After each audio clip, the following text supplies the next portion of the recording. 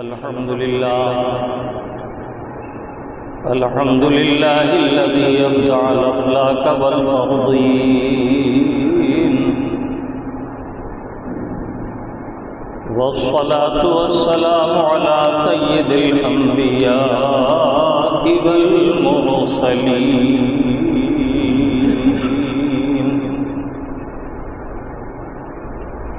وعلى آله الطيبين وأزواجه الطاهرات أمهات المؤمنين وعلينا معهم إلى يوم الدين. أما بعد، فأعوذ بالله من الشيطان الرجيم. بسم الله الرحمن الرحيم. ألا إن أولياء الله لا خوف عليهم ولا هم يحزنون الذين آمنوا وكانوا يتقون لهم البشرى في الحياة الدنيا وفي الآخرة لا تبديل لكلمات الله ذلك هو الفوز العظيم. صدق الله مولانا العظيم وصدق رسوله النبي الأمين الكريم، ونحن على ذلك ما قال من الشاهدين والشاكرين، والحمد لله رب العالمين. آئیے سب سے پہلے ہم اور آپ مل کر آقا نامدار مدنی تاجدار سرکار مدینہ سرور قلب و سینہ، کائنات کی اولین فصل بہار احمد مجتبیٰ روحی فدا محمد مصطفیٰ صلی اللہ تعالی علیہ وسلم کے دربار پرانوار میں درود پاک کی نظر محبت پیش کریں اور پڑھیں. اللہم صلی علی سیدنا و شفیعنا و نبینا و مولانا محمد وعلی آل سیدنا و مولانا محمد کما تحب و ترضى بأن تصلی علیہ صلاۃ و سلام علیک یا سیدی یا رسول اللہ وعلی آلک و اصحابک یا حبیب اللہ. من علینا ربنا اذ بعث محمدا، من علینا ربنا اذ بعث محمدا ایدہ بأیدہ ایدنا بأحمدا، ارسلہ مبشرا ارسلہ ممجدا، صلوا علیہ دائما صلوا علیہ سرمدا. ادب گاہے زیر آسماں درش نابود کر، ادب گاہے زیر آسماں درش نابود کر، نفس گم کر دمی آیت جنید و بایزیدی جا. لوح محفوظ ہست پیش اولیاء، لوح محفوظ ہست پیش اولیاء، ہرچہ محفوظ صفا. ایک مرتبہ محبت کے ساتھ درود پاک پھر دہرائیں. صلی اللہ علی النبی الامی والہ صلی اللہ علیہ وسلم صلاۃ و سلام علیک یا سیدی یا رسول اللہ وعلی آلک و اصحابک یا حبیب اللہ. یہ ماہ مبارک ربیع الثانی کا مبارک مہینہ ہے، اسے ربیع الاخر بھی کہتے ہیں. اس ماہ مبارک کی 11 تاریخ کو حضور سیدنا محبوب سبحانی قندیل نورانی غوث الثقلین محی الدین عبد القادر جیلانی رضی اللہ تعالیٰ عنہ کا وصال شریف ہوا. انہی کی مناسبت سے عالم اسلام میں یہ ماہ مبارک 11ویں کے نام سے یا حضور غوث الثقلین کی نسبت سے بھی جانا پہچانا جاتا ہے. جس طرح اللہ کے حبیب صلی اللہ تعالی علیہ وسلم تمام انبیاء و مرسلین کے سردار ہیں، سید الانبیاء و سید الرسل ہیں، اسی طرح بلا تشبیہ سمجھیے کہ حضور سیدنا محبوب سبحانی، قندیل نورانی، غوث سمدانی، محی الدین عبد القادر جیلانی رضی اللہ تعالیٰ عنہ جماعت اولیاء کے سردار ہیں اور سید الاولیاء ہیں۔ اس ماہ مبارک میں شرق سے غرب تک، شمال سے جنوب تک، جہاں جہاں مسلمانان اہل سنت ہیں، وہاں اس پورے مہینے میں ان کی نسبت سے اولیاء کرام کا تذکرہ ہوتا ہے۔ خطبہ مسنونہ کے بعد جس آیت بینہ کی تلاوت کا شرف حاصل کیا، کچھ دیر اس آیت طیبہ سے اکتساب فیض کریں گے۔ اللہ رب العزت مجھے اور آپ کو حق کہنے، حق سننے اور حق پر استقامت کے ساتھ عمل کی توفیق عطا فرمائے۔ آپ کا پیارا رب عز و جل ارشاد فرما رہا ہے، الا ان اولیاء اللہ لا خوف علیہم ولا هم یحزنون، خبردار، بے شک اللہ کے ولیوں کو نہ کوئی خوف ہے نہ حزن و ملال۔ الذین آمنوا وکانوا یتقون، یہ مبارک جماعت نہ جسے کوئی خوف و ہراس ہے نہ حزن و ملال ہے، یہ جماعت بندگان خدا میں کون سی جماعت ہے؟ تو اللہ رب العالمین اسے صراحتاً خود بیان فرما رہا ہے، الذین آمنوا وکانوا یتقون، یہ وہ لوگ ہیں جو ایمان لائے اور تقوی و پرہیزگاری اختیار کی، تقوی کو پسند کیا اور اس پر عمل پیرا رہے۔ آگے ارشاد ہوتا ہے، لہم البشریٰ فی الحیات الدنیا، ان کے لیے خوشخبری ہے دنیاوی زندگی میں۔ اللہ تعالیٰ عز و جل ارشاد فرما رہا، لہم البشریٰ فی الحیات الدنیا وفی الآخرہ، ان کے لیے دنیاوی زندگی میں بھی خوشخبری ہے اور آخرت میں بھی ان کے لیے بشارتیں ہیں۔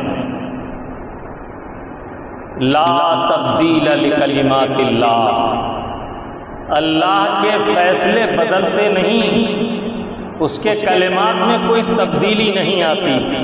ذالک هو الفوز العظیم، اللہ تعالیٰ عز و جل نے اولیاء کرام کی مبارک جماعت کے لیے جو کچھ فرمایا وہ حق ہے اور یہی بڑی کامیابی ہے۔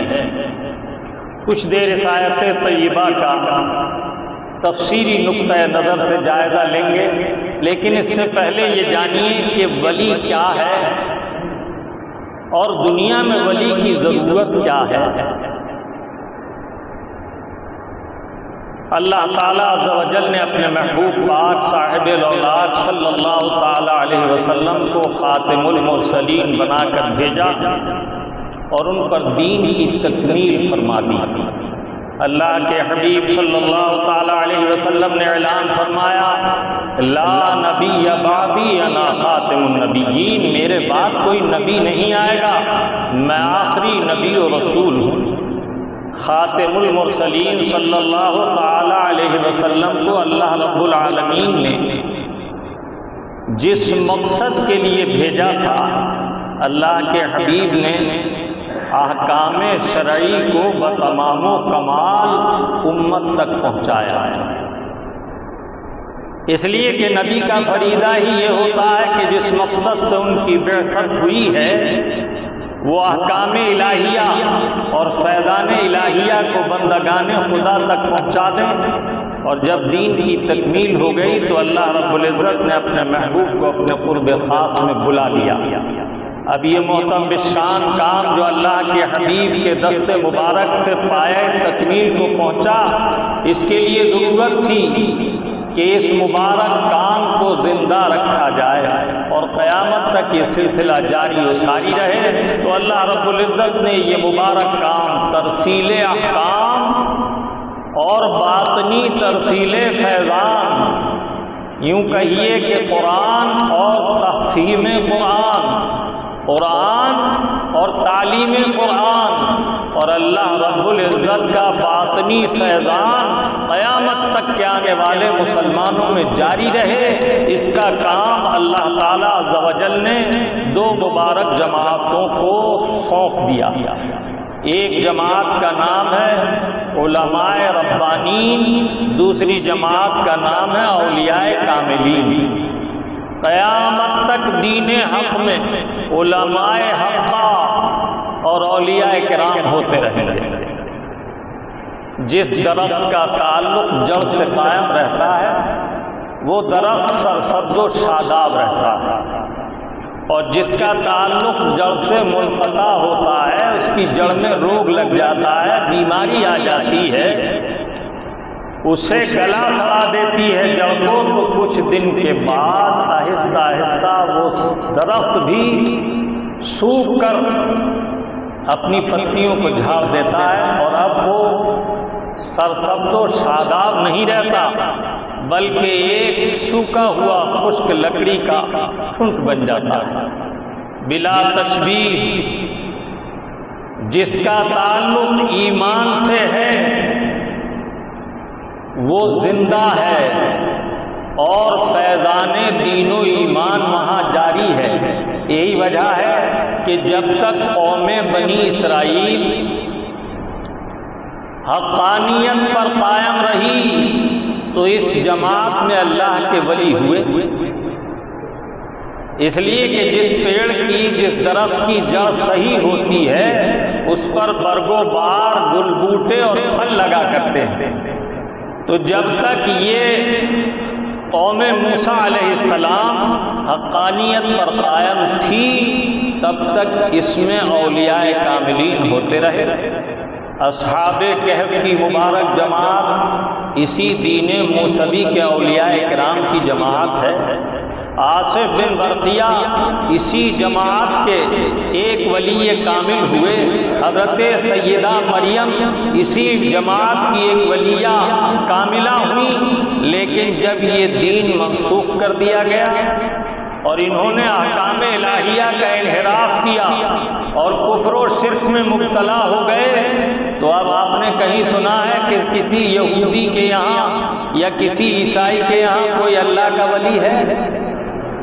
بلا تشبیہ اللہ کے حبیب صلی اللہ تعالی علیہ وسلم نے ارشاد فرمایا، قال رسول اللہ صلی اللہ تعالی علیہ وسلم ستفترق امتی 73 ملتا كلهم في النار الا واحدہ، میری امت میں عقائد کے اعتبار سے 73 طبقوں میں، 73 فرقوں میں، 73 جماعتوں میں یہ امت بٹ جائے گی، ایک جماعت ناجیہ کے علاوہ كلهم في النار، سب جہنمی ہوں گے۔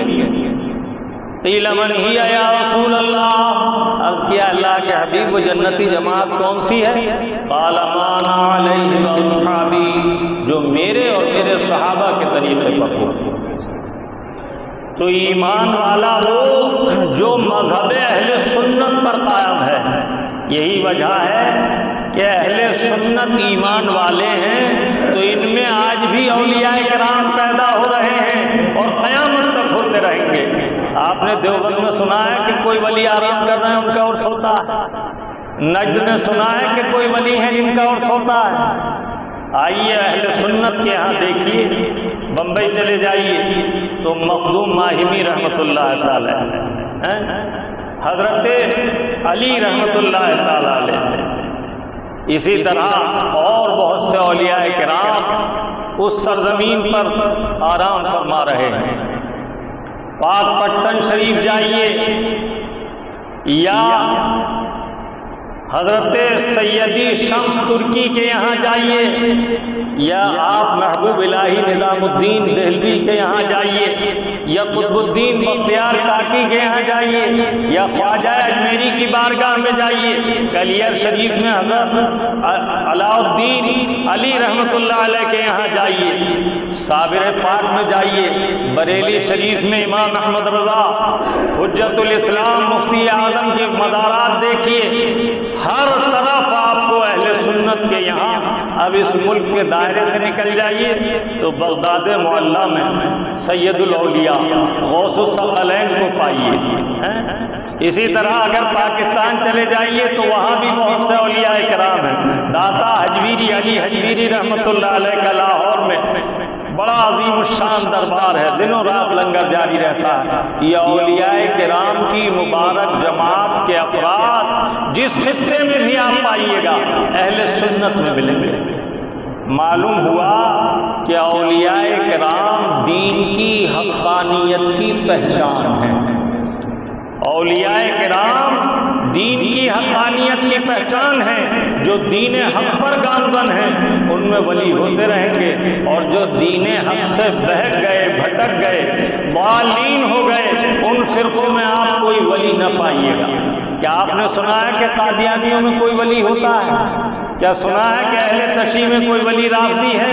ہرگز نہیں۔ معلوم ہوا کہ ولی پہچان حقانیت ہے، دلیل حقانیت ہے، اور اللہ تعالیٰ عز و جل ان دونوں مبارک جماعتوں کو قیامت تک قائم رکھے گا، ایک علماء ربانین کی جماعت اور ایک اولیاء کاملین کی جماعت، اور ان سے دین حنیف کا، دین متین کا کام لیتا رہے گا۔ ہر زمانے میں علماء حق بات کہتے رہیں گے۔ جہاد بڑا افضل عمل ہے، لیکن ظالم کے سامنے حق بات کہنا، کلمۃ الحق افضل الجہاد عند السلطان الجائر، حق بات کہہ دینا ظالم بادشاہ کے سامنے یہ جہاد سے افضل ہے۔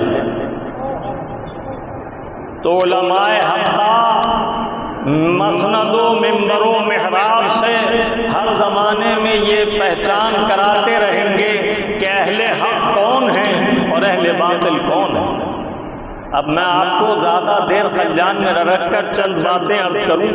حق اور ناحق ہونے کی پہچان بتاؤ۔ ایمان کے لیے مختصر لفظوں میں کہو تو اللہ کے رسول کو برحق مان لینے کا نام ایمان ہے۔ جس نے اللہ کے رسول کو حق مان لیا، نبی برحق رسول برحق مان لیا، اس نے اللہ کو بھی مان لیا، اس نے قرآن کو بھی مان لیا، اس نے رمضان کو بھی مان لیا، اس نے دینیات میں ایمانیات کی ہر ضرورت دین کا اقرار کر لیا۔ اور تفصیل سے کہو تو اللہ اور اللہ کے رسول اور قیامت پر یؤمنون بالغیب، جو چیزیں دیکھی نہیں رسول اللہ سے سن کر ان پر ایمان رکھنا، یہ ایمان ہے۔ اب ضروریات دین بہت ہیں، ایسے سمجھیے کہ قرآن کریم میں 666 سے زائد 6666 سے آیات طیبات کا تذکرہ ہے، 6600 سے زائد آیات قرآن کریم میں ہیں۔ ہر آیت طیبہ پر ایمان رکھنا ضروریات دین سے ہے۔ اگر کسی نے ایک آیت کا انکار کیا، یہ بات تو آپ سب جانتے ہیں، تو ایک آیت کا انکار کرنے والا بھی مسلمان نہیں رہا۔ تو اب بتاؤ، جو جماعت قرآن ہی کو نہ مانتی ہو یا قرآن کو ناقص مانتی ہو، اس کے ایمان کا کیا حال ہوگا؟ ولی کی ضرورت کیوں ہے؟ ولی کی ضرورت اس لیے ہے کہ جب دین میں ولی ظاہر ہوگا اور اس کا فیضان عام ہوگا تو لوگ جان لیں گے کہ جس دین حقہ پر یہ قائم ہے وہی دین حق ہے، وہی دین متین ہے۔ اللہ تعالیٰ عز و جل نے ظاہری فیوز کے لیے بہت سی نعمتیں پیدا کی۔ اللہ تعالیٰ عز و جل نے سورج کو پیدا کیا، جس سے ہم سب بلا افتراق مذہب روشنی حاصل کرتے ہیں۔ اور یہ کھلیانوں میں کھیتوں میں اناج کو پکاتا ہے اور باغوں میں پھلوں کو پکاتا ہے۔ اس کے مختلف مقامات پر مختلف فیوض اور فیضان ظاہر ہوتے ہیں، جیسا فیض لینے والا ویسا فیض اس کا ظاہر ہوتا ہے۔ سردیوں میں کچھ اور فصلیں ہوتی ہیں، موسم گرما میں کچھ اور فصلیں ہوتی ہیں، تو اللہ تعالیٰ عز و جل نے انسان کو زندگی عطا کی اور دو حیثیتیں اس کی رکھی، ایک ظاہری جسم کی حیثیت اور ایک باطنی روح کی حیثیت۔ ظاہری جسم کو فیضان پہنچانے کے لیے اللہ تعالیٰ عز و جل نے جس طرح آسمان پر سورج کو جگمگایا، یا پھولوں میں رنگت بھرنے کے لیے اور پھلوں میں رس گھولنے کے لیے چاند کو بنایا، یا راستوں کی نشاندہی کے لیے ستاروں کو بنایا، بلا تشبیہ کہہ لیجیے کہ روحانی فیوض و برکات کے لیے اللہ تعالیٰ نے اولیاء کرام کی جماعت کو بنایا۔ جب جسم بیمار ہو تو اطباء یونان سے علاج حاصل کیجیے، اور جب روح بیمار ہو تو اطباء ایمان سے علاج حاصل کیجیے۔ اطباء ایمان کون ہیں؟ یہ اولیاء کرام، یہ علماء کرام۔ اللہ تعالیٰ عز و جل نے قرآن کریم میں صاف لفظوں میں ارشاد فرمایا، وَنُنَزِّلُ مِنَ الْقُرْآنِ مَا هُوَ شِفَاءٌ وَرَحْمَةٌ لِّلْمُؤْمِنِينَ، اور ہم نے قرآن میں مومنین کے لیے شفا اور رحمت کو اتارا ہے۔ اور یہ شفا اور رحمت جس طرح آپ دوا لینے کے لیے ڈاکٹر کے یہاں جاتے ہیں، اسی طرح اولیاء کرام اور علماء ربانین سے قرآن اور کتاب و سنت کا فیضان آپ حاصل کرتے ہیں۔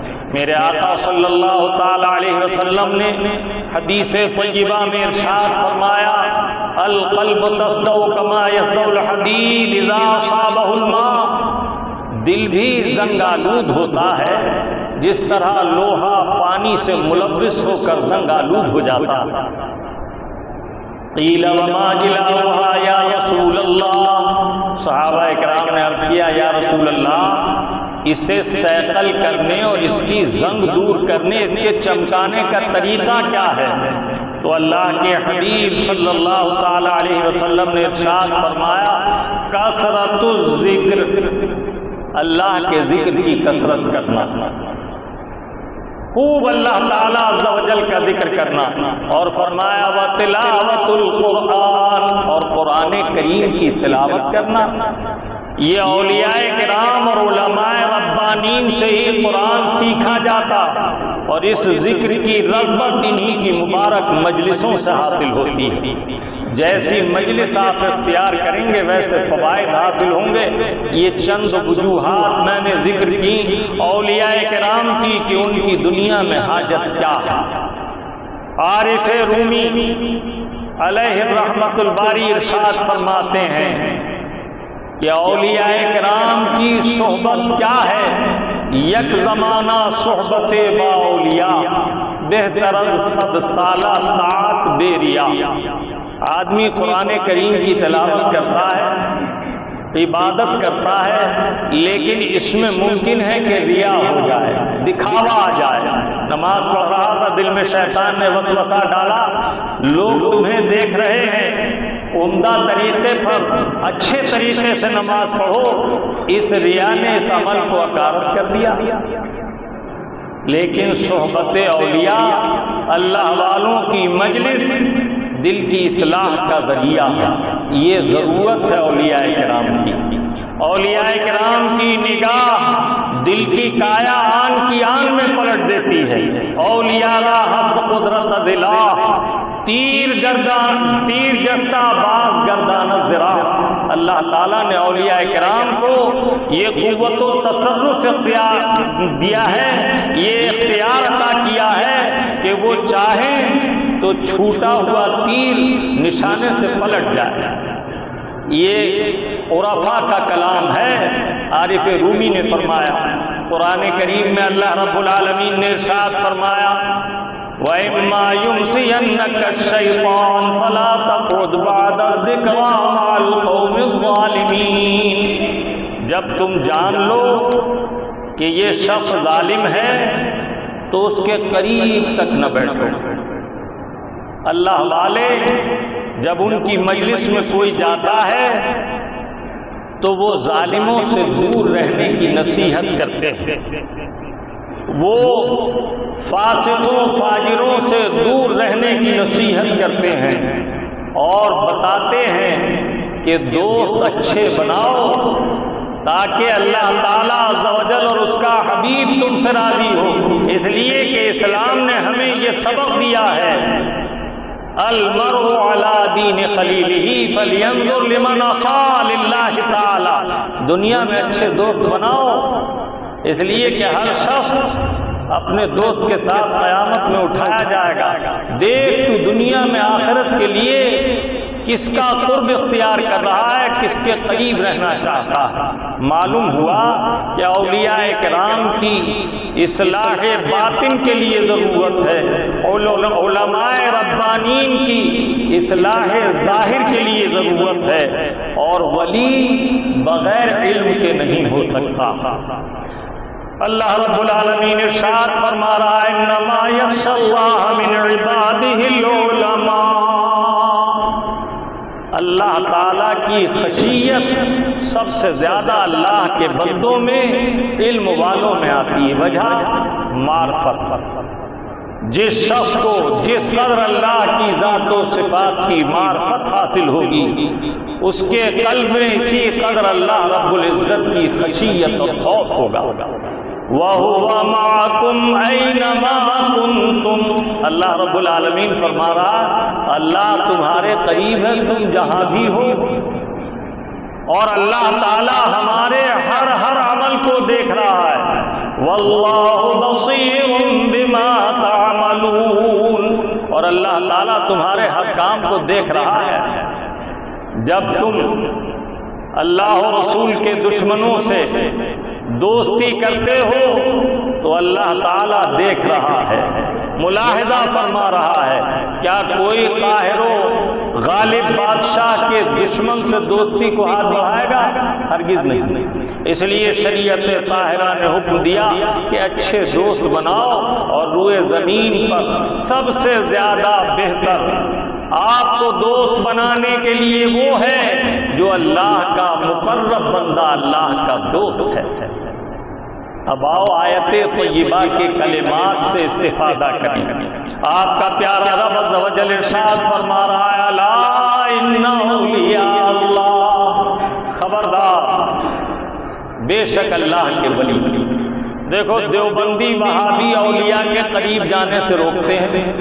قرآن کریم کا مزاج یہ ہے کہ جس چیز کے منکر پہلے سے موجود ہیں اللہ تعالیٰ عز و جل کے علم میں پہلے ہی سے تھا کہ ایک جماعت ایسی ہوگی جو اولیاء کرام کی مخالفت پر آمادہ ہوگی، ان کے قریب جانے سے لوگوں کو روکے گی۔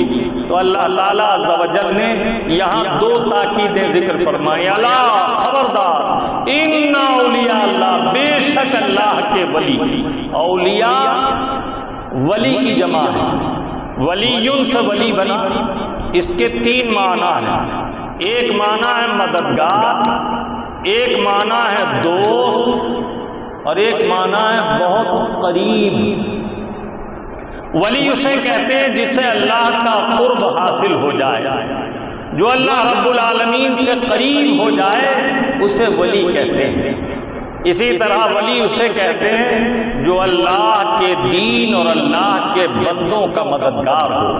اللہ تعالیٰ عز و جل قرآن کریم میں ارشاد فرماتا انما ولیکم اللہ ورسولہ والذین آمنوا، اللہ اور اللہ کا رسول اور وہ جو ایمان والے ہیں تمہارے دوست ہیں، تمہارے مددگار ہیں۔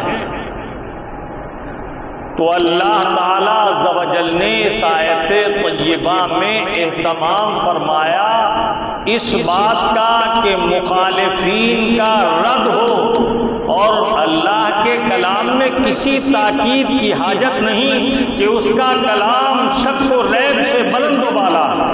خود ارشاد فرماتا ذالک الکتاب لا ریب فیہ، قرآن کریم میں کوئی شک نہیں، لیکن جب شک نہیں تو پھر یہ تاکید ذکر کرنے کے کیا معنی یہ ہے کہ جو اس امر کے مخالف ہیں وہ خوب گوشے ہوش سے سن لیں، الا خبردار۔ عربی میں الا حرف تنبیہ ہے، جہاں معاملہ خطرے کا ہوتا ہے وہاں انتباہ کیا جاتا۔ آپ نے دیکھا ہوگا بجلی کے جہاں بڑے بڑے ٹرانسفارمر لگے ہوتے ہیں وہاں ایک تختی پر لکھا ہوتا خطرہ، ہندی میں لکھا ہوتا ساودھان۔ معنی یہ ہے کہ اللہ تعالیٰ عز و جل الا فرما کر متنبہ کر رہا، خبردار، یہ مقام ہوش ہے۔ ان اولیاء اللہ، اس میں کوئی شک نہیں، بے شک اللہ کے ولی لا خوف علیہم ولا هم یحزنون، نہ ان پر کوئی خوف ہے نہ انہیں حزن و ملال۔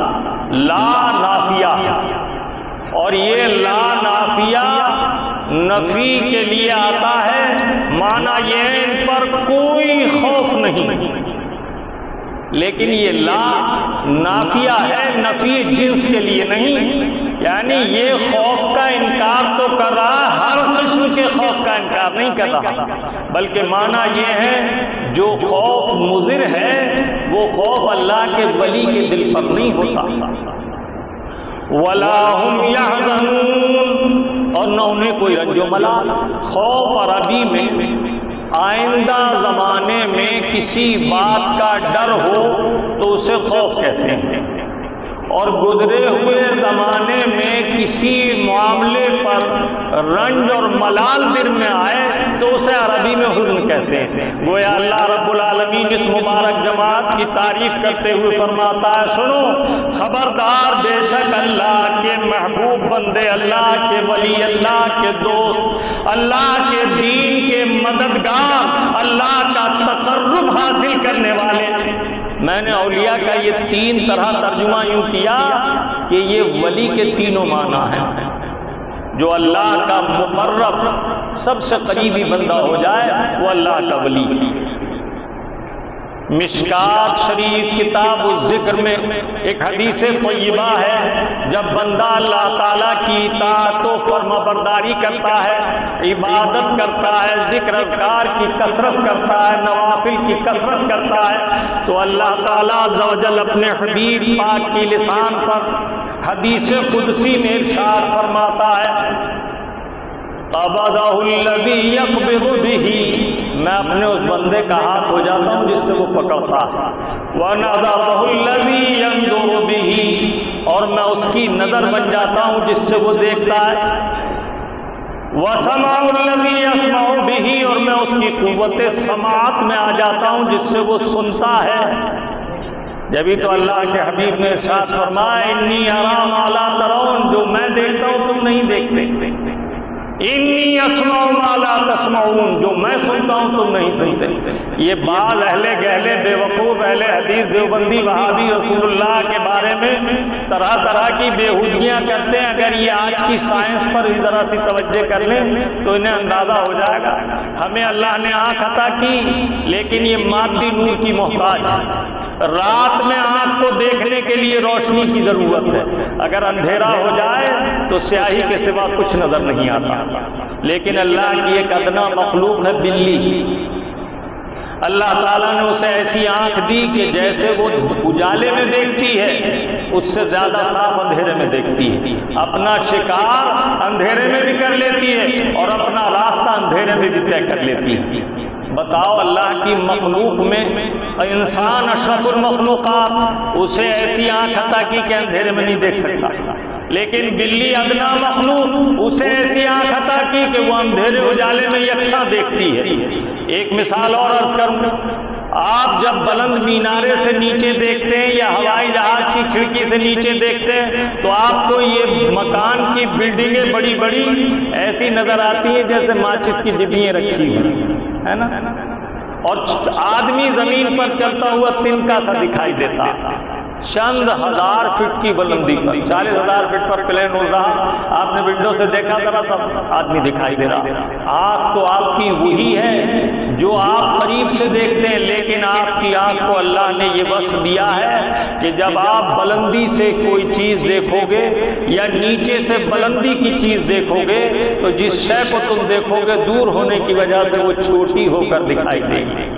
لیکن ایک پرندہ ہے شکرا، اللہ تعالیٰ نے اسے شاہین کو، شکرے کو ایسی آنکھ دی ہے کہ آنکھ دیکھو تو بٹن سے بھی چھوٹی کرتے کی، لیکن یہ جتنی بلندی پر بھی اڑتا ہو، چھوٹا سا شکار، چھوٹی سی چڑیا زمین پر بیٹھی ہوئی سے بہت بڑی دکھائی دیتی ہے۔ اللہ تعالیٰ نے اسے ایسی آنکھ عطا کی کہ وہ بلندی سے دیکھے تو چھوٹی چیز بڑی دکھے۔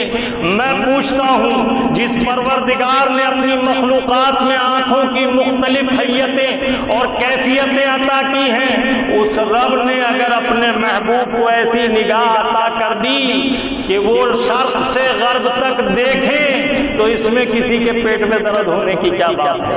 میرے آقا فرماتے ہیں انی ارا ما لا ترون، میں وہ دیکھتا ہوں جو تم نہیں دیکھ سکتے۔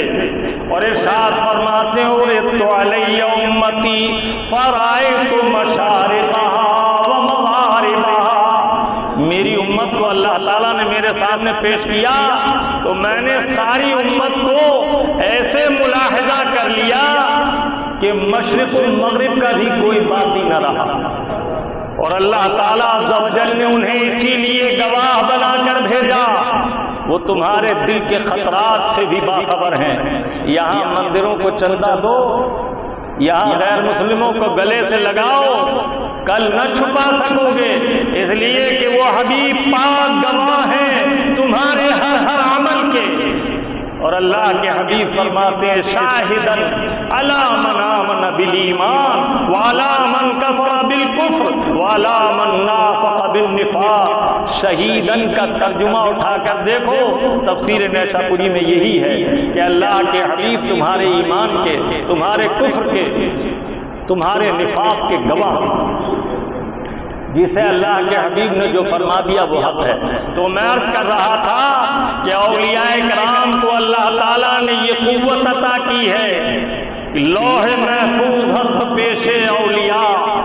عارف رومی فرماتے ہیں کہ ان کے سامنے لوح محفوظ موجود رہتا ہے، وہ نظر اٹھاتے ہیں تو لوح محفوظ کی تحریر پڑھ لیتے ہیں۔ یہ شان ہے اللہ کے دوستوں کی، اللہ کے ولیوں کی، اللہ کے محبوبوں کی۔ اور اللہ تعالیٰ نے انہیں یہ شان کیوں عطا کی؟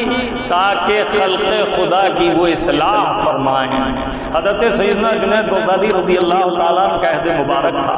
یہ سلسلہ قادری عالیہ کے ایسے بزرگ ہیں جو حضور سرکار غوث اعظم رضی اللہ تعالیٰ کے پیران کرام میں سے ہیں، ان کے دادا پیر کے پیر ہیں، ایسے سمجھیے۔ یہ حضرت سیدنا جنید بغدادی رضی اللہ تعالیٰ بہت زبردست بحر علم کے عالم بھی تھے۔ ان کے زمانے میں ایک شخص نے خواب دیکھا کہ میں عرش اعظم کو کاندھا لگا رہا ہوں۔ جب لوگوں سے انہوں نے تعبیر معلوم کی، علماء سے، ائمہ سے، تو انہوں نے کہا بھائی اس کی تعبیر ہماری سمجھ سے بالا تر ہے۔ کسی نے کہا میاں بصرے میں رہتے ہو، بغداد یہاں سے دور نہیں، سیدنا جنید بغدادی رضی اللہ تعالیٰ کی بارگاہ میں جاؤ، وہ اس کی تعبیر بتا دیں گے کیا معنی ہے۔ اب یہ چلے، جب منزل بمنزل سفر طے کر کے بغداد معلیٰ پہنچے تو دیکھا کہ ایک جنازہ جا رہا ہے جس میں بے پناہ بھیڑ ہے۔ اس ازدحام کو دیکھ کر انہوں نے معلوم کیا یہ کس کا جنازہ ہے۔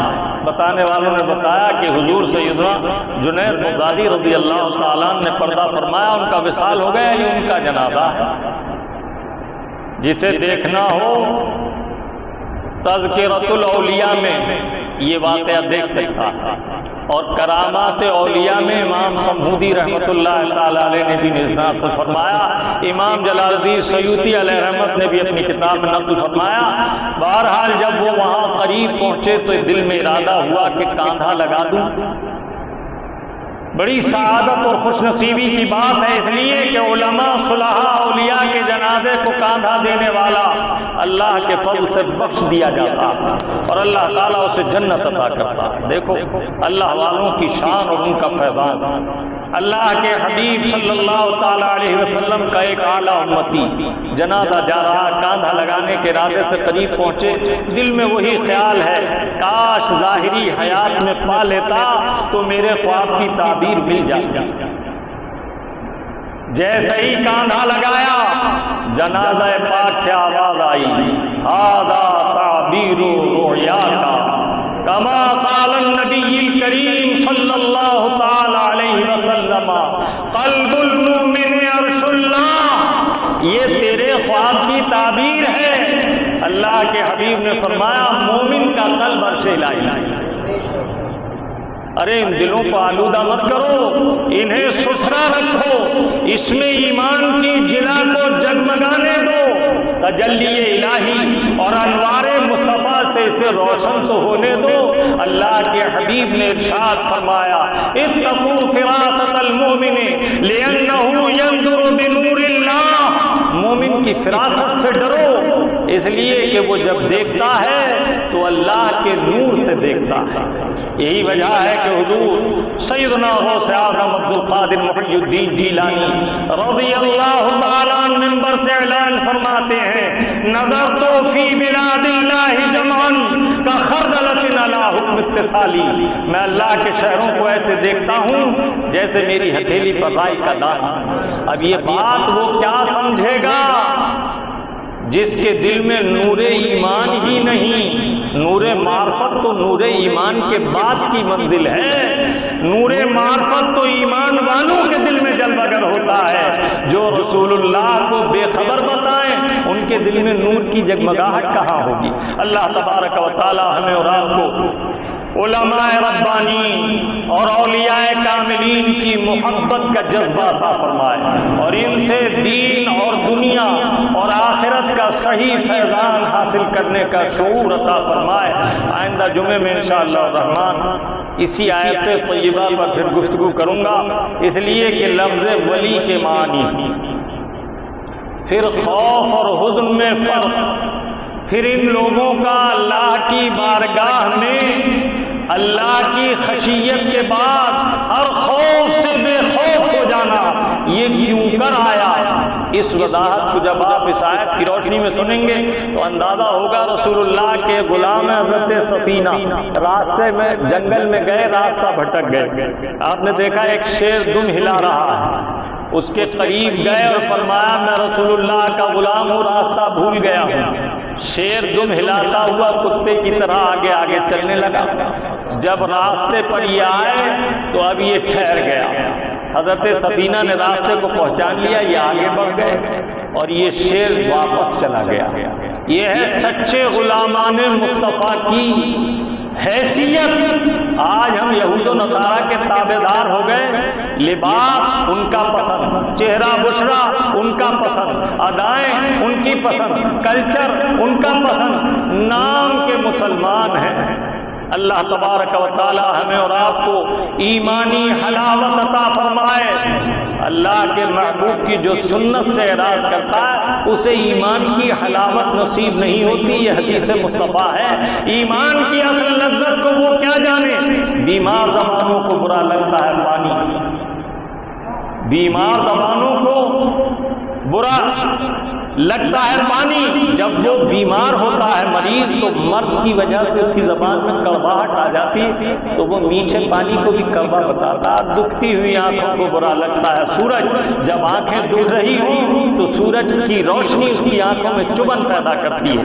اللہ تعالیٰ توفیق عطا فرمائے کہ ہم ایمان پر قائم رہیں اور اپنے اعمال کو اللہ اور رسول کے احکام کے مطابق بنائیں، انشاءاللہ ایمانی حلاوت اور ان کی لذت محسوس ہوگی اور اللہ کی نصرت و حمایت ہمیں حاصل ہوگی۔